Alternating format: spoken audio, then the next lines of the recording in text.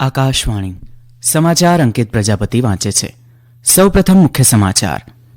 ઇસરોએ ભારતના પ્રથમ સૌર મિશન ઉપગ્રહ આદિત્ય L1ને સફળતાપૂર્વક અંતિમ ભ્રમણકક્ષામાં દાખલ કર્યો. પ્રધાનમંત્રી નરેન્દ્ર મોદી જયપુરમાં પોલીસ મહાનિદેશક અને મહાનિરીક્ષકની અખિલ ભારતીય પરિષદમાં 3 સત્રોમાં આજે હાજરી આપશે.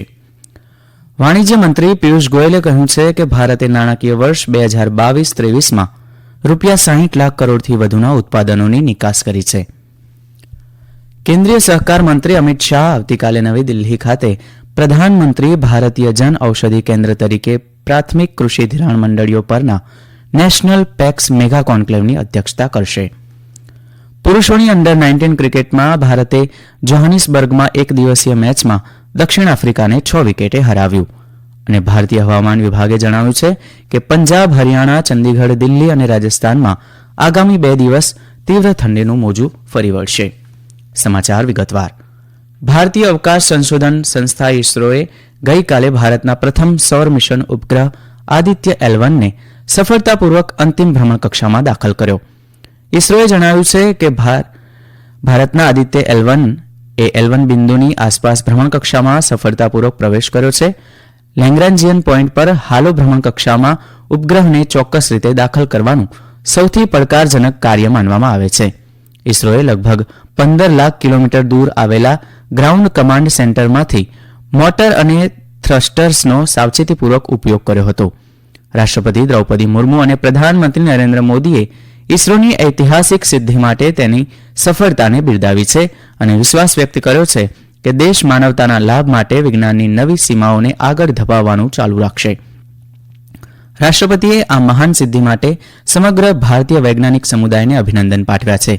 તેમણે મિશનમાં મહિલા વૈજ્ઞાનિકોની નોંધપાત્ર ભાગીદારીને પણ બિરદાવી અને ઉમેર્યું કે આનાથી મહિલા સશક્તિકરણને બળ મળ્યું છે. પ્રધાનમંત્રી નરેન્દ્ર મોદીએ અસાધારણ સિદ્ધિને બિરદાવતા કહ્યું કે આ સૌથી જટિલ અવકાશ મિશનને સાકાર કરવામાં વૈજ્ઞાનિકોના અવિરત સમર્પણનો પુરાવો છે. તેમણે ઇસરોની સફળતાની પ્રશંસા કરતા વિશ્વાસ વ્યક્ત કર્યો કે આપણે વિજ્ઞાનની નવી ક્ષિતિજો તરફ આગળ વધવાનું ચાલુ રાખીશું. કેન્દ્રીય વિજ્ઞાન અને ટેકનોલોજી રાજ્યમંત્રી ડોક્ટર જીતેન્દ્રસિંહે કહ્યું છે કે પ્રધાનમંત્રી નરેન્દ્ર મોદીના દૂરંદેશી નેતૃત્વ હેઠળ આ ભારત માટે ગૌરવપૂર્ણ વર્ષ છે, જ્યારે ઇસરોએ આદિત્ય L1ને તેની અંતિમ ભ્રમણકક્ષામાં મોકલીને સફળતાની ગાથા લખી છે. આદિત્ય L1 સૂર્ય અને પૃથ્વી વચ્ચેના સંબંધનો અભ્યાસ કરશે. આદિત્ય L1 એ ભારતનું પ્રથમ સૌર મિશન છે જે સૂર્યના કોરોના, સૂર્યની તીવ્ર ગરમી અને પૃથ્વી પર તેની અસરોનો અભ્યાસ કરશે. પ્રધાનમંત્રી નરેન્દ્ર મોદીએ ગઈકાલે જયપુરમાં રાજસ્થાન ઇન્ટરનેશનલ સેન્ટર ખાતે આયોજિત પોલીસ મહાનિદેશક અને મહાનિરીક્ષકોની અખિલ ભારતીય પરિષદમાં હાજરી આપી હતી. પ્રધાનમંત્રી આજે પરિષદમાં તમામ મહત્વપૂર્ણ સત્રોમાં પણ હાજરી આપશે. 3 દિવસીય પરિષદનું ઉદ્ઘાટન ગઈકાલે કેન્દ્રીય ગૃહમંત્રી અમિત શાહે કર્યું હતું. પરિષદમાં સાયબર ક્રાઇમ કંટ્રોલ, પોલીસ સેવાઓના ટેકનોલોજીનો ઉપયોગ, આતંકવાદ વિરોધી પડકારો, ડાબેરી ઉગ્રવાદ અને જેલ સુધારણા અંગે ચર્ચા કરવામાં આવી રહી છે. આ દરમિયાન ફોજદારી ગુનાના નિયંત્રણ માટે બનાવવામાં આવેલા નવા કાયદાના અમલીકરણની પદ્ધતિઓ, ભવિષ્યની પોલીસ સિસ્ટમ અને આર્ટિફિશિયલ ઇન્ટેલિજન્સ અને ડીપ ફેક જેવી નવી ટેકનોલોજીથી ઉદ્ભવતા પડકારો અંગે ચર્ચા કરવામાં આવી રહી છે. વાણિજ્ય મંત્રી પિયુષ ગોયલે કહ્યું છે કે ભારતીય નાણાકીય વર્ષ 2022-23માં ભારતે 60 લાખ કરોડથી વધુના ઉત્પાદનોની નિકાસ કરી છે. ગઈકાલે નવી દિલ્હીમાં બ્યુરો ઓફ ઇન્ડિયન સ્ટાન્ડર્ડ્સના 77મા સ્થાપના દિવસ પર વિડીયો કોન્ફરન્સ દ્વારા સંબોધન કરતા શ્રી ગોયલે જણાવ્યું કે ઉચ્ચ ગુણવત્તાના ધોરણો સાથે દેશની આકાંક્ષાઓ પૂર્ણ થશે અને ભારત એક વિકસિત રાષ્ટ્ર બનવા માટે સક્ષમ બનશે. શ્રી ગોયલે ઉમેર્યું કે હવે દેશના 340થી વધુ જિલ્લાઓમાં હોલમાર્કિંગની સુવિધાઓ ઉપલબ્ધ છે અને દરરોજ લગભગ 4.5 લાખ ઉત્પાદનોને હોલમાર્ક કરવામાં આવે છે. તેમણે કહ્યું કે વર્ષ 2014ની સરખામણીમાં રમકડાની આયાતમાં 52%નો ઘટાડો થયો છે. તેમણે અન્ય દેશોમાં વિકસિત ધોરણો પર નિર્ભરતા ટાળવાની જરૂર જણાવતા યુવાનોને ગુણવત્તાસભર એમ્બેસેડર બનવા પણ અપીલ કરી હતી. આ પ્રસંગે ગ્રાહકો બાબતોના રાજ્યમંત્રી અશ્વિની કુમાર ચૌબેએ જણાવ્યું છે કે સરકાર દેશને વિકસિત રાષ્ટ્ર બનાવવા માટે ગુણવત્તાયુક્ત ઉત્પાદનોના ઉત્પાદન પર ધ્યાન કેન્દ્રિત કરી રહી છે. આ સમાચાર આપ આકાશવાણી પરથી સાંભળી રહ્યા છો. કેન્દ્રીય સહકાર મંત્રી અમિત શાહ આવતીકાલે નવી દિલ્હી ખાતે પ્રધાનમંત્રીએ ભારતીય જન ઔષધિ કેન્દ્ર તરીકે પ્રાથમિક કૃષિ ધિરાણ મંડળીઓ પેક્સ પરના નેશનલ પેક્સ મેગા કોન્ક્લેવની અધ્યક્ષતા કરશે. સહકાર મંત્રાલય દ્વારા રાષ્ટ્રીય સહકારી વિકાસ નિગમ એનસીડીસીના સહયોગથી આ કોન્ક્લેવનું આયોજન કરવામાં આવ્યું છે. અધિક મુખ્ય સચિવો, સહકાર વિભાગના મુખ્ય સચિવો અને સચિવો તથા તમામ રાજ્યો અને કેન્દ્રશાસિત પ્રદેશોની સહકારી મંડળીઓના રજિસ્ટ્રાર અને પેક્સના અધ્યક્ષ સચિવો ઉપરાંત જેમણે જન ઔષધિ કેન્દ્રો ચલાવવા માટે દવાનું લાયસન્સ મેળવ્યું છે એવા ફાર્માસિસ્ટ પણ આ કોન્ક્લેવમાં ભાગ લેશે. ઉલ્લેખનીય છે કે પ્રધાનમંત્રી ભારતીય જન ઔષધિ કેન્દ્રો લોકોને 50થી 90% ઓછી કિંમતે ગુણવત્તાસભર જેનેરિક દવાઓ પ્રદાન કરે છે. આ પહેલ પેક્સને તેમની આર્થિક પ્રવૃત્તિઓના વૈવિધ્યકરણ અને વિસ્તરણ માટે નવી તકો પૂરી પાડશે, જેથી તેમની સાથે સંકળાયેલા નાના મોટા લાખો ખેડૂતોની આવક વધશે અને ગ્રામીણ વિસ્તારોમાં રોજગારીની નવી તકો ઊભી થશે. ભારતીય નૌકાદળે કુલ 6 યુદ્ધ જહાજો એન્ટી પાયરસી અને ડ્રોન વિરોધી કામગીરી માટે તૈનાત કર્યા છે અને તેમાંથી વધુને અરબી સમુદ્ર અને એડનની ખાડીમાં પડકારનો સામનો કરવા માટે મોકલવામાં આવશે. ભારતીય નૌકાદળના વડા એડમિરલ આર હરિકુમારે જણાવ્યું હતું કે ભારતીય નૌકાદળે હાલ 6 યુદ્ધ જહાજો તૈનાત કર્યા છે, પણ વધુ આગળ સંખ્યા વધવાની શક્યતા છે. આ અંગે સરકારને દરખાસ્ત રજૂ કરવામાં આવી છે અને ટૂંક સમયમાં મંજૂરીની અપેક્ષા છે. એડમિરલ હરિકુમારે એ પણ જણાવ્યું કે નૌકાદળ પહેલાથી જ જીપીએસ જામર્સ, સપાટીથી હવામાં મિસાઇલ સિસ્ટમ્સ અને લેઝર ઉપકરણો સહિત ડ્રોન વિરોધી ક્ષમતાઓથી સજ્જ છે.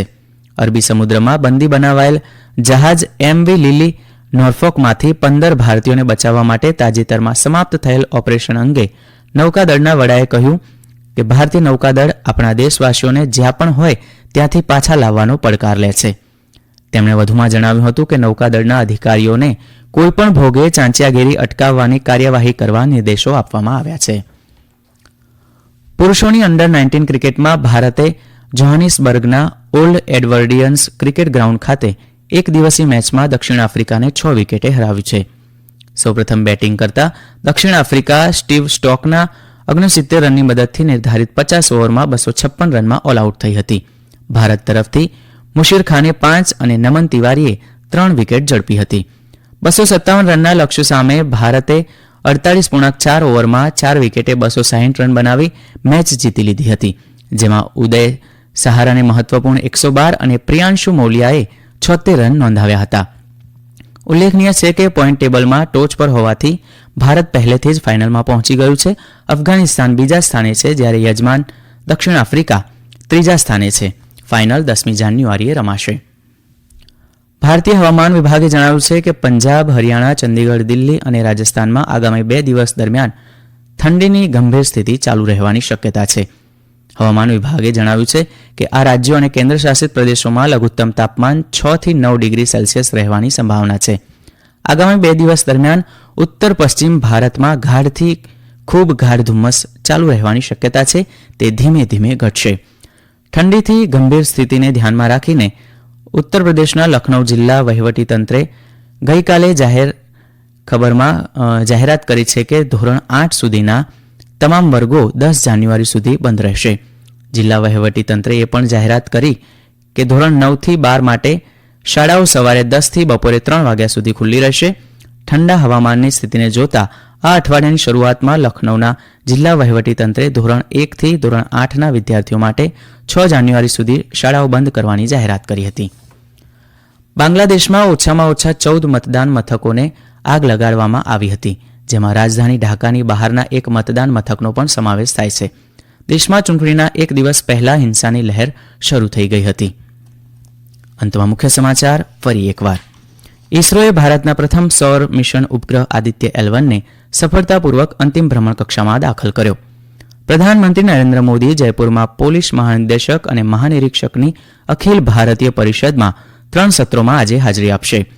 વાણિજ્ય મંત્રી પિયુષ ગોયલે કહ્યું છે કે ભારતે નાણાકીય વર્ષ 2022-23માં ₹60 લાખ કરોડથી વધુના ઉત્પાદનોની નિકાસ કરી છે. આકાશવાણી પરથી સમાચાર પૂરા થયા.